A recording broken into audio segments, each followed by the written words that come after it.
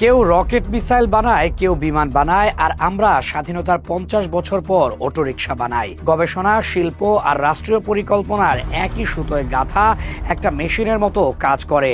আর আমরা আছি রাজনীতি, দুর্নীতি হাতে নিয়ে নিজেদের গায়ে নিজেই দাগ টেনে দিচ্ছি। তারপর অবাক হই কেন আমরা পুরো দুনিয়ার থেকে শত বছর পিছিয়ে আছি।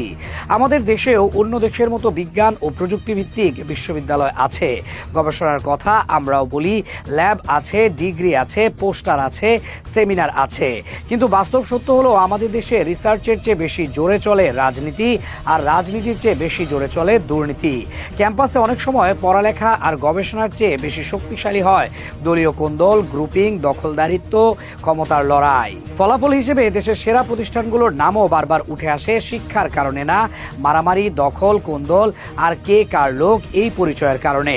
অন্যদের বিশ্ববিদ্যালয়ে যখন rocket, satellite, missile, AI hardware, medical device, নতুন ম্যাটেরিয়াল বানিয়ে বিশ্ব কাঁপায়, আমাদের দিকে তাকালে মনে হয় আমরা এখনো কি বানালো, এর আগে কার পক্ষে, এই প্রশ্নে আটকে আছি।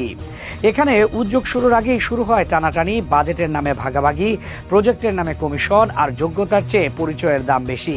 তারপর আমরা মুখে বলি দেশে মেধার মূল্য নাই, অথচ মেধাকে কাজ করার জায়গা না দিয়ে আমরা নিজেরাই মেধার গলা চেপে ধরি।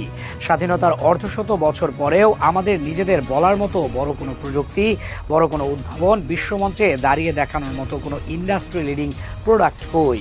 আমাদের শিক্ষার মান নিয়ে প্রশ্ন, শিক্ষকদের মান নিয়ে প্রশ্ন, গবেষণার পরিবেশ নিয়ে প্রশ্ন, আর সবচেয়ে বড় প্রশ্ন, আমরা কি আসলেই জ্ঞানকে সম্মান করি, নাকি আমরা শুধু সার্টিফিকেটকে সম্মান করি?